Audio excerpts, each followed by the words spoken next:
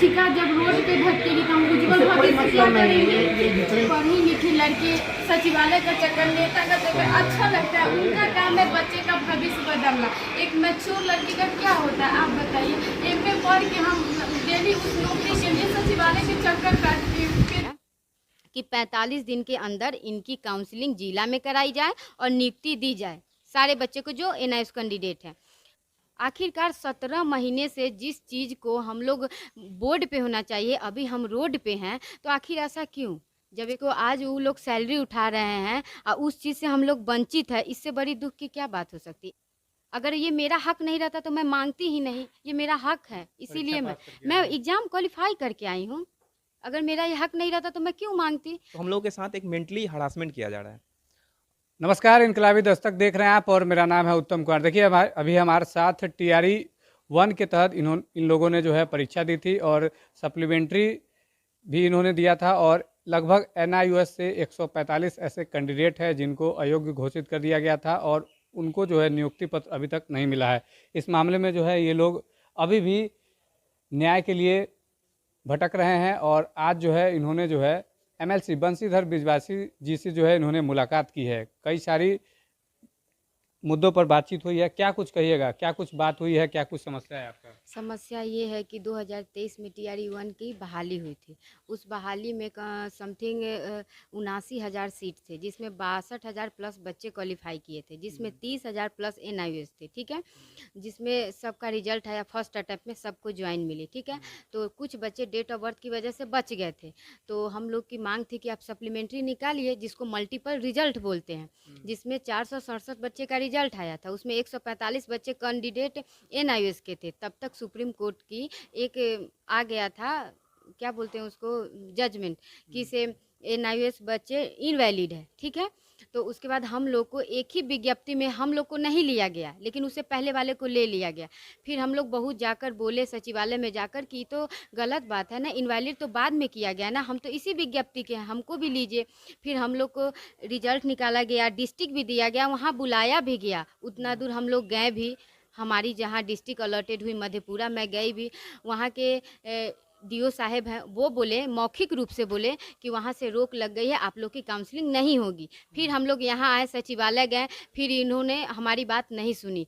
मजबूरन में मुझे हाई कोर्ट जाना पड़ा, हाई कोर्ट की सहारा लेनी पड़ी। फिर हम हाई कोर्ट गए, तो हाई कोर्ट में जब हम केस लड़ रहे थे तब तक सुप्रीम कोर्ट का जजमेंट आ गया 10 दिसंबर 2024 को कि नहीं, ये डिग्री वैलिड है, ये डिग्री सही है, सभी राज्य में इसे माना जाए।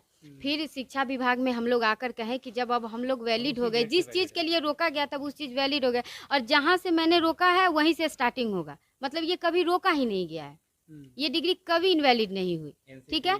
एनसीटी हो गई, एमएचआरडी, उन्होंने भी अपने वेबसाइट पे अपलोड कर दिया कि ये डिग्री वैलिड है, इन्हें लिया जाए। फिर हम लोग वहाँ गए, पिछले 1 महीने तक संघर्ष किए, नहीं हुआ। फिर हम लोग हाई कोर्ट का सहारा लिए, फिर से लिए, फिर हम लोग जीत गए। 2 अप्रैल को हम लोग जीत गए। उससे पहले सुप्रीम कोर्ट के हाई कोर्ट के ऑर्डर के अनुसार हम लोग की काउंसलिंग कराई गई 10 फरवरी और 11 मार्च को, और बोला गया कि 15 दिन के अंदर आप लोग को जिला में भेज दिया जाएगा, आपको नियुक्ति मिल जाएगी। काउंसलिंग की बात बोल रही हूँ, हाँ, लेकिन अभी तक कुछ ज्वाइन नहीं हुआ। तो फिर मजबूरन 2 अप्रैल को जजमेंट आया कि 45 दिन के अंदर इनकी काउंसलिंग जिला में कराई जाए और नियुक्ति दी जाए सारे बच्चे को जो एनआईएस कैंडिडेट हैं। तो 17 मई को ये डेट ख़त्म हो गया। फिर भी उससे पहले भी हम लोग सचिवालय जाते थे, वहाँ से पॉजिटिव रिस्पांस मिलता था, पर उस काम को आगे नहीं बढ़ाया जाता, बार बार दोहराया जाता। 1 सप्ताह में आना ना, हो जाएगा, 10 दिन में हो जाएगा, 5 दिन में हो जाएगा, पर होता कुछ नहीं था। कल भी हम लोग गए कि मैम अब तो अल्टीमेट हाई कोर्ट के अकॉर्डिंग डेट ख़त्म हो गया, अब तो ज्वाइन करवा दीजिए ना। तो वो बोली कि इस मंथ में हम बता देंगे। तो अब हम लोग मतलब जिस जॉब के लिए जो मेरा अधिकार है, जिससे और बच्चे उसमें जॉब कर रहे हैं, हमसे 145 बच्चे इस चीज़ से वंचित, आखिर क्यों, किस कारण? अगर किसी एक चीज़ का अगर कारण बना तो वो चीज़ सब सही हो गया, हम उनके द्वारा सब चीज़ उनको एविडेंस दे रहे, सब कुछ हो गया, आप काउंसलिंग करवा लिए, आपने डिस्ट्रिक्ट भी हमारा मिला हुआ है, तो फिर नियुक्ति में देरी क्यों?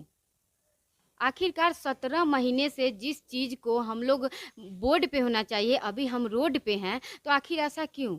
जब एक शिक्षक ही इतना परेशान रहेगा तो फिर पढ़ने का क्या फ़ायदा। घर से बार बार सचिवालय जाते थे जानकारी के लिए। एग्जाम 80 निकालने के बाद किलोमीटर मैं सप्ताह में कम से कम, मैम लोग भी हमको वहाँ पहचान गई है, सप्ताह में मैं 2 से 3 दिन जाती हूँ। कल भी गई थी, आज नहीं गई हूँ। तो मुझे मालूम चला अपने ज़िला के एमएलसी के बारे में। ये शिक्षकों के लिए बहुत मतलब बात समझते हैं, उनके पॉइंट को समझते हैं, उनके भावनाओं को समझते हैं, आवाज़ उठाते हैं। तो मैंने सोचा कि एक बार इनसे मिलूं, क्योंकि एक शिक्षित व्यक्ति से मिलकर अपनी बात कहना बहुत ज़रूरी होता है। तो मैं इनसे मिली हूँ, मैं इनको सारे पॉइंट 2023 से लेकर 2025 तक में क्या क्या हुआ है मैं सारी चीज़ बताई हूँ, पूरा बात अच्छे से समझे हैं। उन्होंने मुझे बहुत अच्छा आश्वासन दिया है कि जल्द ही इस चीज़ को हम ठीक कर देंगे और आपको नियुक्ति मिल जाएगी। 17 महीने से अभी तक आप इंतजार महीने कर से। रहे हैं। एक बात बताइए, आप लीगल जॉब के लिए, मेरा अधिकार है, मैं एक डिग्री ली, सीटेट क्वालिफाई की, बीपीएससी क्वालिफाई की, मुझे मेरा रिजल्ट आया, डिस्ट्रिक्ट गई मैं और वहाँ से रिटर्न आई, मैं 300 किलोमीटर से रिटर्न आई। मेरे पे क्या गुजर रही होगी कि ये 145 स्टूडेंट पे वही लोग जानते हैं। जब इतना आहत होगा तो कोई कैसे पढ़ेगा। कितना बुरा लगा था? बहुत बुरा लगा, आज भी बहुत बुरा लगा है। घर आसपास के लोग क्या बोलते हैं? आसपास के लोग देखिए, एक लड़की के लिए एक एज लिमिट होता है, फिर भी मैं उस समाज से बिलोंग करती हूँ जो शिक्षित तो हैं, पर समाज तो समाज ही होता है। बहुत सारे ताने सुनने पड़ते हैं मुझे, फिर भी मैं उन सब को अनसुना करके मैं अपने फैमिली को कन्विंस करके यहाँ तक पहुँची हूँ। आज भी मैं यहाँ आई हूँ इंटरव्यू देने, इसीलिए ताना तो इतना सुनना पड़ता है कि मैं बता नहीं सकती हूँ यहाँ पे। और हमारी बातों को शिक्षा विभाग अगर प्राथमिकता नहीं देंगे तो फिर कौन देगा, हम किसके पास जाएं। 17 महीनों से आप लोग जो है ज्वाइन नहीं कर पाए जिस हैं। चीज़ को आज वो लोग सैलरी उठा रहे हैं और उस चीज़ से हम लोग वंचित है, इससे बड़ी दुख की क्या बात हो सकती है। एक ही विज्ञप्ति में आप किसी को बोर्ड पे रखे रहे हैं, किसी को रोड पर, ये कितनी बुरी बात है। नाइंसाफ़ी। अगर ये मेरा हक नहीं रहता तो मैं मांगती ही नहीं, ये मेरा हक है, इसीलिए मैं एग्ज़ाम क्वालिफाई करके आई हूँ। अगर मेरा ये हक नहीं रहता तो मैं क्यों मांगती। हक है तभी तो सचिवालय जा रही हूँ, हर अधिकारी से मिल रही हूँ, इसीलिए तो संघर्ष कर रही हूँ। फिर भी संघर्ष का परिणाम अगर नहीं मिलेगा तो मेरे से लोग क्या सीखेंगे, समाज क्या सीखेगा। मैं एक सरकारी स्कूल में पढ़कर आज सरकारी शिक्षिका बनने वाली हूँ और आप मुझे नियुक्ति नहीं देंगे तो समाज में क्या प्रभाव पड़ेगा, गलत ही प्रभाव पड़ेगा ना। क्या नाम हो गया आपका? मेरा नाम गुड़िया है। आज मिले हैं एमएलसी महोदय से, क्या कुछ उन्होंने कहा है? उन्होंने आश्वासन दिया है कि बहुत जल्द आपकी ज्वाइनिंग होगी और हम बात करेंगे एसीएस साहब से और आपकी बातों को रखेंगे। और उन्होंने स्पष्ट कहा है कि बिल्कुल आप लोगों के साथ जो नाइंसाफ़ी हो रही है इतने महीनों से, इसकी हम बात करेंगे इसके बारे में और जल्द से जल्द ज्वाइनिंग होगी। आश्वासन दिया है। हमको पूर्ण विश्वास है कि सर हमारे लिए आवाज़ उठाते हैं, शिक्षकों के लिए जो आवाज़ उठाते आए हैं पहले से, और हमारे लिए आवाज़ उठाएंगे और हम लोग को जल्द से जल्द ज्वाइनिंग करवाएंगे। सब कुछ होने के बाद भी एग्जाम क्वालिफाई कर लिए, काउंसलिंग हो गया, उसके बाद 17 महीने से ज्वाइनिंग नहीं हुई है, सैलरी नहीं मिला है, कितना बुरा लगता है, कितना अफसोस होता है? बहुत ज़्यादा। अब एक मतलब 145 जो कैंडिडेट हैं उनकी फैमिली भी है, और फैमिली हमारे साथ साथ हमारी फैमिली भी ट्रॉमा से गुजर रही है। समाज में भी घर से निकलने के बाद ये चीज़ है कि सबको पता है कि काउंसलिंग हुआ है इसका, क्योंकि अपने लेटर पेपर के द्वारा और नोटिफिकेशन सबको पता है कि इन लोगों का क्या हुआ है, काउंसलिंग हुआ है। और समाज फिर ये सोच रही है कि अभी तक ज्वाइनिंग नहीं कराया गया है, तो समाज में क्या कि ये लोग झूठे हैं या जो भी ये लोगों को क्वालिफाई नहीं किया हुआ होगा, या बहुत सारी चीज़ें हो सकती हैं। तो हम लोगों के साथ एक मेंटली हरासमेंट किया जा रहा है। और देखिए आगे जो भी है, सर इस बात को अच्छे से सुने हैं, समझे हैं और ज्वाइनिंग के आश्वासन दिया है कि ज्वाइनिंग जल्द से जल्द आप लोगों की होगी। कहाँ से आए हैं आप? हम आए हुए हैं साहेबगंज, मुजफ्फरपुर। क्या नाम है? प्रिंस कुमार। ठीक है, तो हमारे साथ NIOS जो TRE 1 के तहत इन्होंने जो ये जो कैंडिडेट है, और लगभग 17 महीने पहले ही इन लोगों की ज्वाइनिंग हो जानी थी, लेकिन यह जो है नहीं हो पाया। तो बने रहिए आप हमारे साथ, देखते रहिए इनकलाबी दस्तक। आज बोलते हैं लेकिन डीमोटिवेट करते हैं। दुनिया तोड़ने ही के लिए बैठी हुई है। एक शिक्षिका जब रोड पे भटकेगी तो हम उज्जवल इससे कोई भविष्य क्या मतलब नहीं करेंगे। है, ये जितने भी नौकरशाह हैं उसमें से कोई एकेडमिक नहीं आप बताइए, जब एक पढ़ी लिखी लड़की सचिवालय का चक्कर नेता का चक्कर, अच्छा लगता है, उनका काम है बच्चे का भविष्य बदलना। एक मैच्योर लड़की का क्या होता है आप बताइए। MA पढ़ के हम डेली उस नौकरी के लिए सचिवालय के चक्कर काटते हैं, फिर भी रिस्पॉन्स देखिए मिलता है लेकिन उसका सॉल्यूशन नहीं हो पाता है। ऐसा बात सिर्फ आश्वासन देती है, कब तक हम आश्वासन से काम करें। 17 महीने एक एक हमारा अधिकार इस चीज़ से वंचित रहे हम। आप बताइए, मेरी सैलरी भी तो जा रही है, फिर भी कह रहे हैं कि ठीक है जो करना है कीजिए, लेकिन मेरे हमको अब तो ज्वाइन करवा दीजिए। आप एक शिक्षक के लिए लड़ते हैं, इसीलिए मैं आपके पास इस उम्मीद से आई हूँ, क्योंकि एक शिक्षक का दर्द समझ सकता है। 150 बच्चे नहीं, उनकी फैमिली उनके पास सारा एविडेंस मैं दे रही हूँ। बताइए, सुप्रीम कोर्ट का ऑर्डर से हाई कोर्ट सब कुछ दे रही हूँ। ऐसा कोई चीज़ है जो नहीं है तो बताइए, मैं ला के देती हूँ। फिर भी हम लोग को इग्नोर किया जा रहा है। क्यों हमारी बात को प्राथमिकता क्यों नहीं दी जा रही है? जब सबकी बात को प्राथमिकता हम शिक्षा विभाग बनाए हम शिक्षकों का सॉल्यूशन के लिए ना। उनका कहना है कि रिक्ति तुम लोग फैली है, रिक्ति तो टीआरई 4 के लिए आनी चाहिए। हमारी रिक्ति भी खत्म कर दी गई। अब बताए, हम रिक्ति भी हम ही लाए। ये हमारा काम है रिक्ति लाना। रिक्ति खत्म क्यों कर दी उसने? हमारा काम है रिक्ति लाना।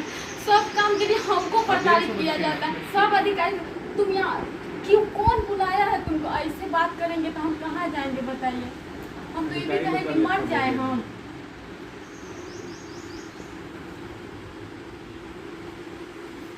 आप एक शिक्षक है, इसीलिए मैंने अपना सारा संघर्ष आपको बताई है। बहुत सारे टीचर्स आने के लिए आपको बहुत दूर, थोड़ा मुजफ्फरपुर के भी है, कुछ थोड़ा बच्चे वाली है, इसीलिए नहीं आ पाई। तो हम बोले हम जाते हैं, हम स्टूडेंट हम जाएंगे। और हम आपको देखे हैं मेरे गांव में, हम आपको आते हुए भी देखे हैं। इस चीज़ पर आज भी हम पत्र बना करके हमको उसने भी दिए। सिर्फ ज्वाइन के लिए आप बताइए। मैं दिया हूँ, रिटर्न में मैं दिया हूँ, और मैंने उनसे आग्रह भी किया है कि कर दीजिए।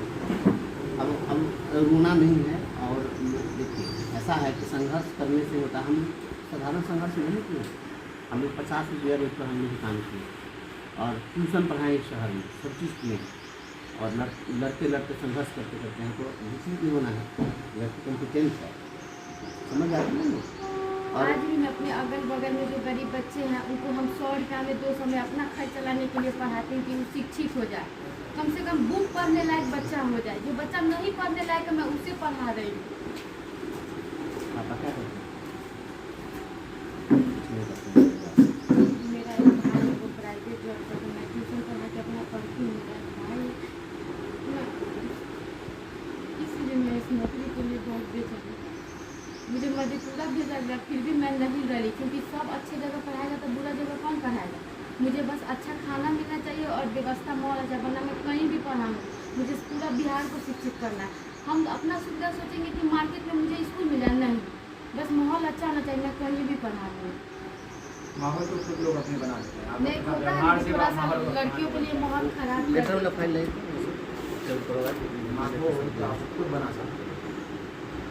वहाँ पे भी हम जाने के लिए तैयार हो, लेकिन हमको हमारे हक के लिए 17 महीना वंचित किया गया। इसी बात का तकलीफ है मुझे। अच्छा, इसमें ये आप लोग का जो मैटर है, इसमें टीआरई 1 का